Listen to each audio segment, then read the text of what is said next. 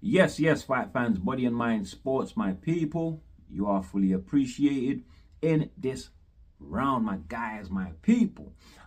Yes, 5 days hiatus. I've been away from YouTube for a little while. I had to. YouTube doesn't pay me at this particular moment, so I just couldn't fit it into my work schedule. So I just had to just concentrate on just my day job, my guys, my people. But now that is you know eased off a little bit, and I can do you know the two. I could do the two together. Fit them into my daily schedule, my guys, my people. But it's great to be back. Who should we talk about? How about Deonte Wilder, the former WBC heavyweight champion, now 39 years old with a record 43 wins, 4 losses, 1 draw, 42 coming via KO, my guys, my people. I'm hearing he is in talks, or should I say behind the scenes, planning a fight with Francis Ngannou, my guys, my people, a former UFC heavyweight champion and current PFL world title holder after defeating Renan Ferreira in October, my guys, my people. And that even came after Ngannou took a 2.5-year hiatus from MMA and came back to be champion simply because he was in a couple boxing bouts, you know. But he is interested in making the Wilder fight. Obviously, boxing pays him more than MMA does. His 2 biggest paydays of his comeback career have come from boxing, my guys, my people. So he does want the Wilder fight as much as Wilder wants it, but he also wants to avenge his loss to Tyson Fury. Very closely contested fight, very controversial. Fury even got knocked down in the fight. Many people thought Ngannou won, including Anthony Joshua. I, on the other hand, thought Fury won, my guys, my people. I can't lie, my guys, my people.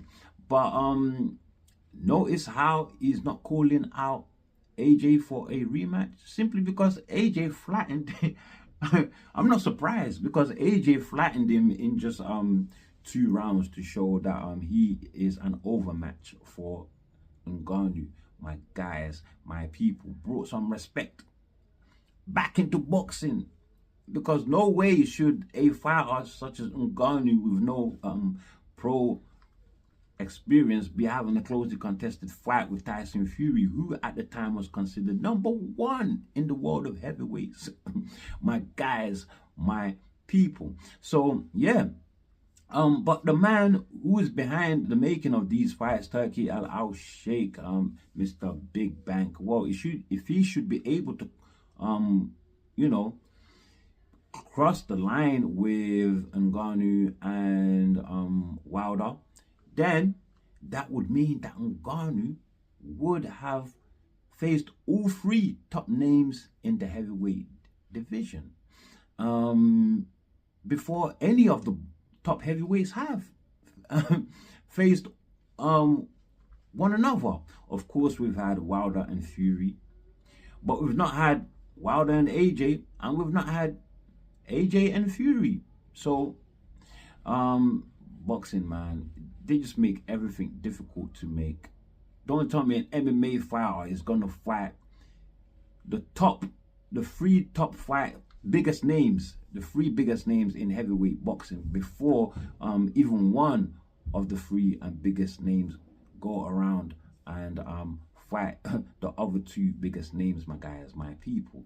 Boxing just anyway, let's let's move forward, my guys, my people. So for Deontay Wilder to, of course, even get a sniff at that Ngannou fight, it would have to pass Tirrell Hendon. They are fighting on the 27th of June in Wichita, Kansas, of all places. I mean, talk about remote of remote places when it comes to boxing. What do I know about Wichita, Kansas?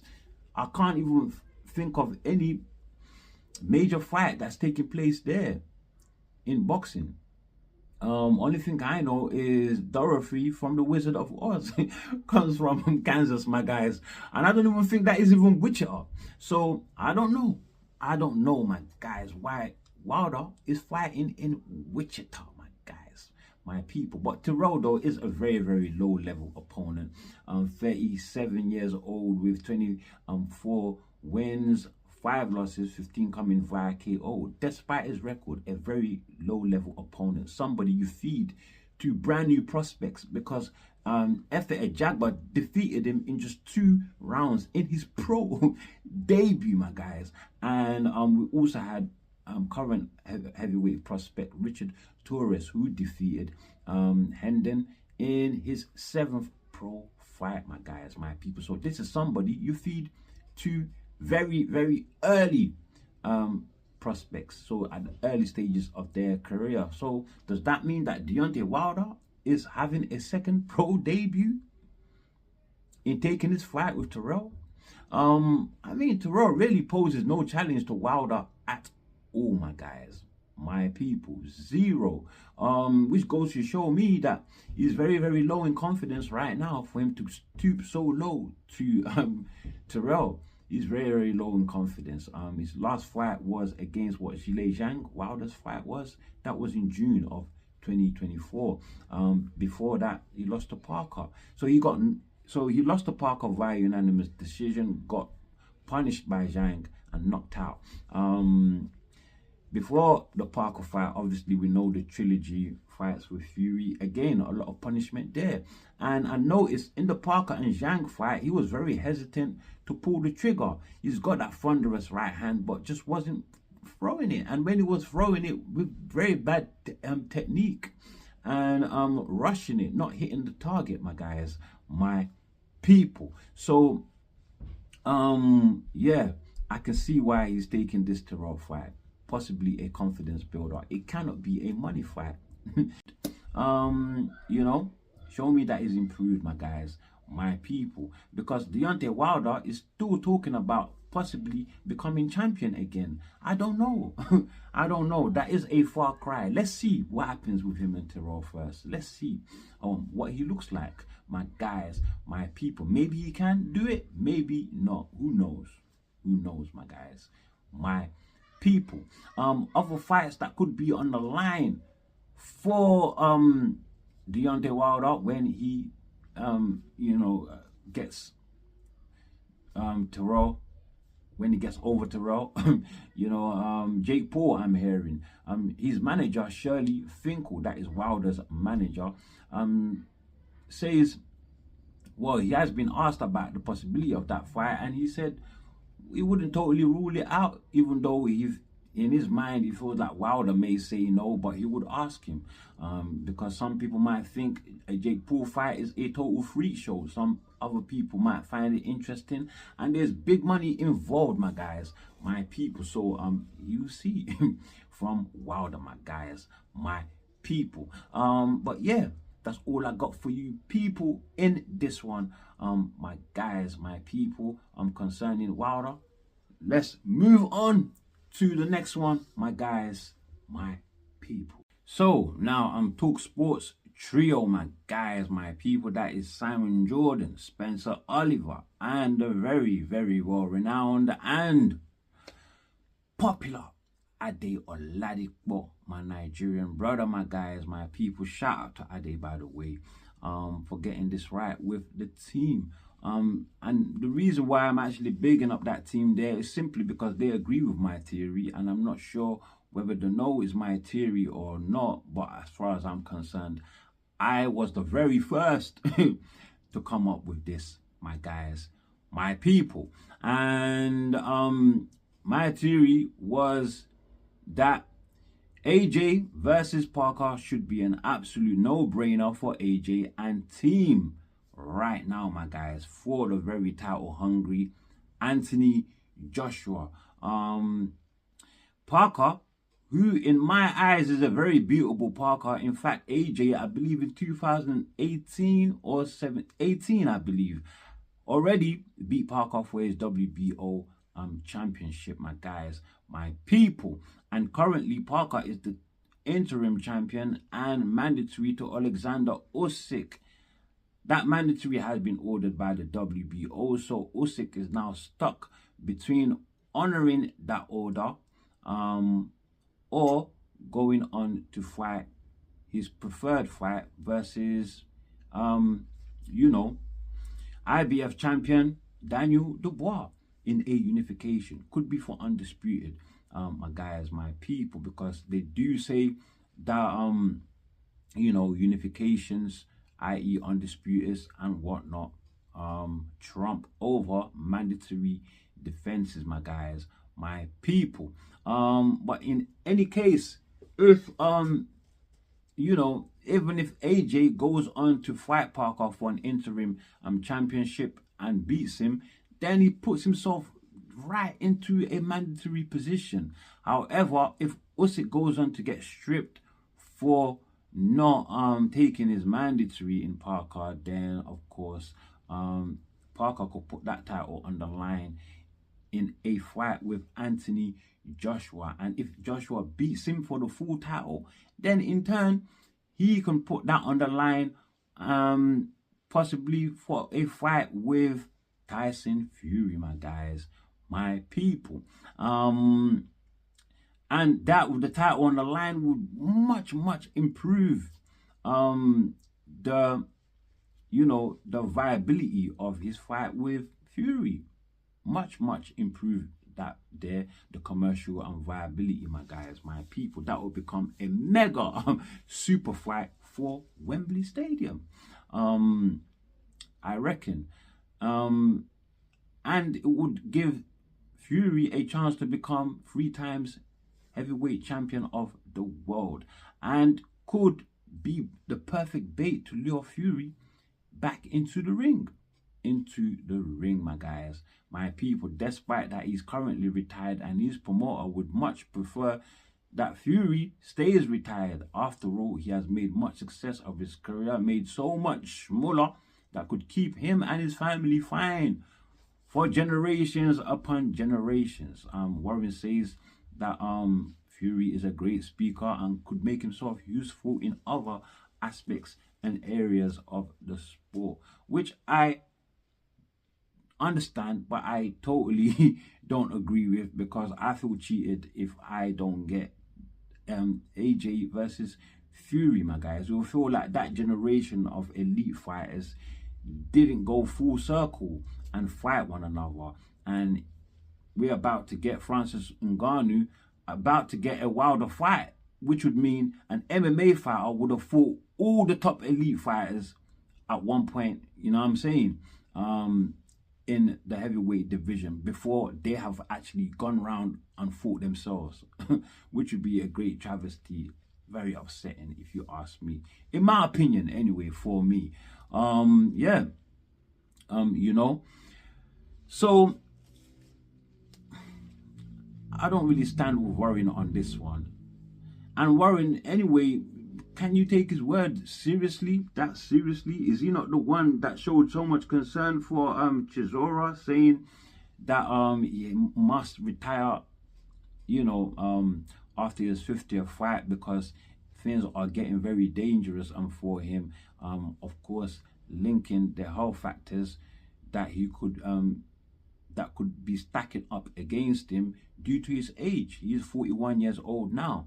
But the same Frank Warren is willing to throw him in there with the beastly killer in the IBF champion Daniel Dubois, my guys, my people. He's willing to put him there with the killer, my guys, my people. Daniel Dubois, my guys, my people. Although I don't think Dubois is going to fight Chisora straight away. As far as I'm concerned, he's going to go for the Usyk. It's going to be Dubois, Usyk, possibly for undisputed or unification. And it's going to be AJ versus Parker. That is my prediction, you know. And it would be a much better fight for Dubois, Usyk. You know, if he's able to beat Usyk or do much better than he did in their first fight, right? Or even do much better than AJ or Fury, that would make Dubois a much bigger name than he is now.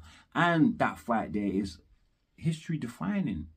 or should I say legacy defining, my guys, my people. So yeah, and it's a much bigger fight as well, legacy defining, and the biggest fight he could take right now. So yeah, I would say most definitely most definitely that is what is going to happen. It's going to be AJ Parker, Dubois, and Usyk. And Usyk, my guys, my people. And I'm even more confident when I hear Frank Warren saying that he would much prefer to see Dubois Usyk first. AJ, well, he does have other options.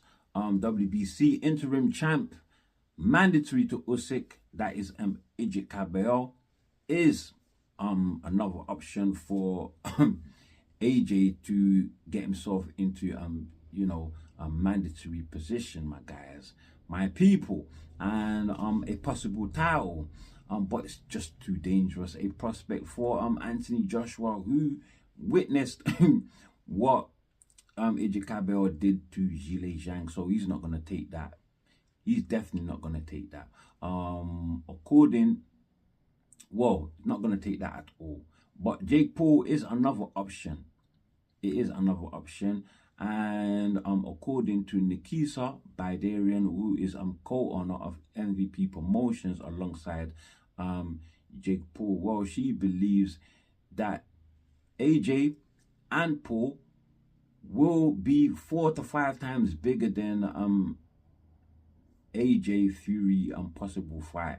Not in the UK, but on US soil, or should I say globally, it will be much bigger. Simply to say is that AJ Fury are not really known in the US. But I have to,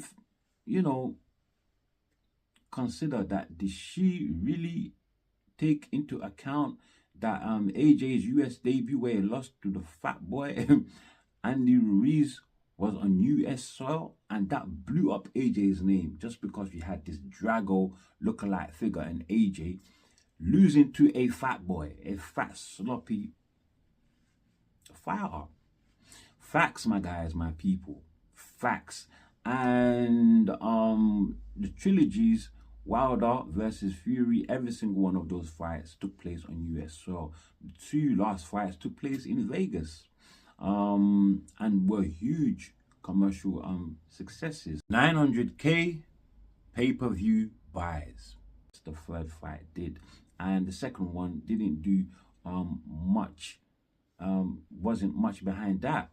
So 900 pay-per-view buyers, my people, with pay-per-view charged at $75 my guys, my people. And those buyers was a combined UK, or should I say global buyers, my people. So I do believe that AJ and Paul, possibly bigger fights, but 4 to 5 times bigger, possibly a huge stretch of the imagination there.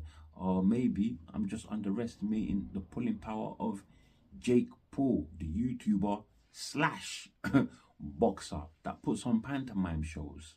I don't like this fight, AJ and Paul, to tell you the truth.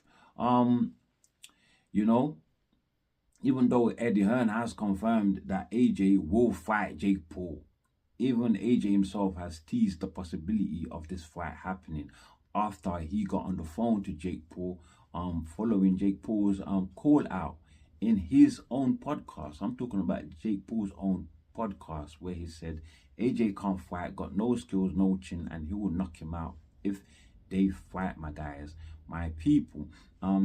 Eddie Hearn, I've responded to that. Like I said, he says AJ will fight Paul.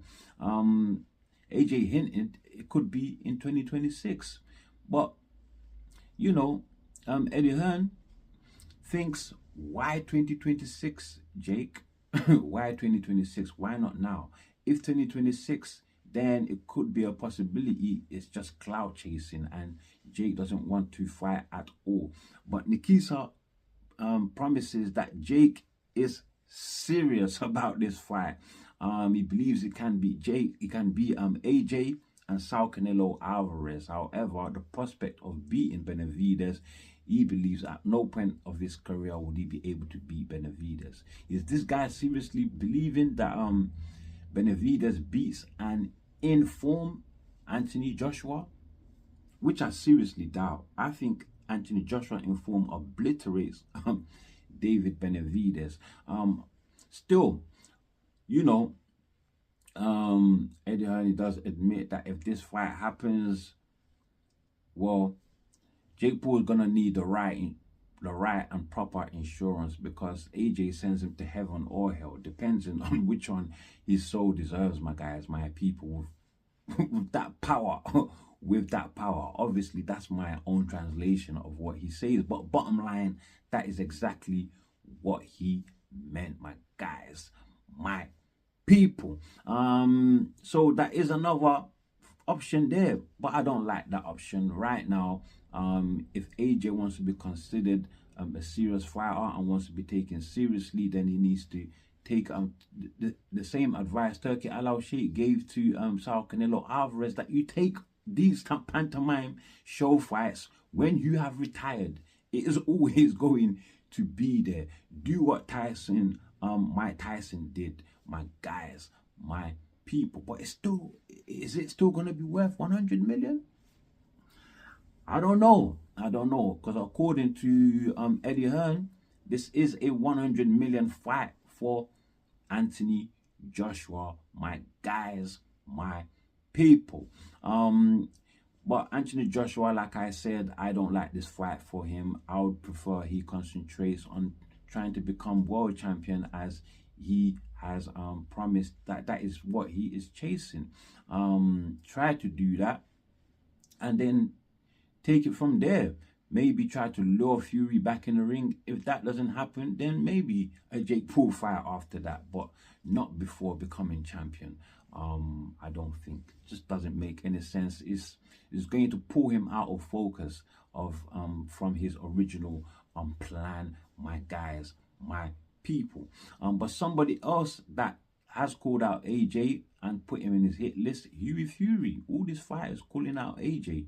Hughie Fury did take on and beat Dan Garber in York Hall tonight, my guys, my people. Stopped him in just 5 rounds after playing with the very low caliber Dan Garber, who now has a record of 9 wins, 6 losses. Out of his wins, only 2 coming via KO.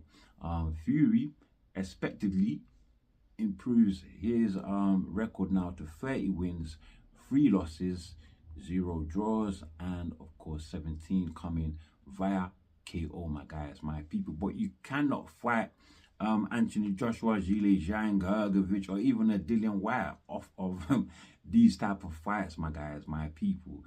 Literally, Dan Garber was a 39-year-old prospect. Seriously. Hughie Fury, 30 years old, so very much in his prime, but he's not really a great fighter either, by my account, you know.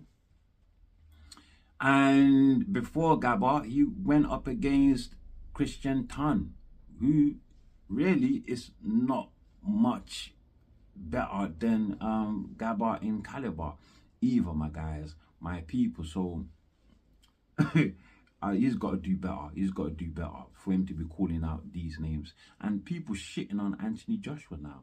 Everyone thinks they can call out Anthony Joshua, Jake Paul, now Hughie and Fury. They can have Anthony Joshua on their hit list just because Joshua lost to Daniel Dubois. Put some respect on the 2 times heavyweight champion of the world's name, man. Put some respect on his name. I don't give a damn. AJ deserves way more respect than he's getting now. Shouldn't be getting these call-outs from these, I don't even know what to call them anyway. But that's all I have for you on this one. Before you leave, do like, share, subscribe, of course. Drop your comments below. And as always, stay super blessed.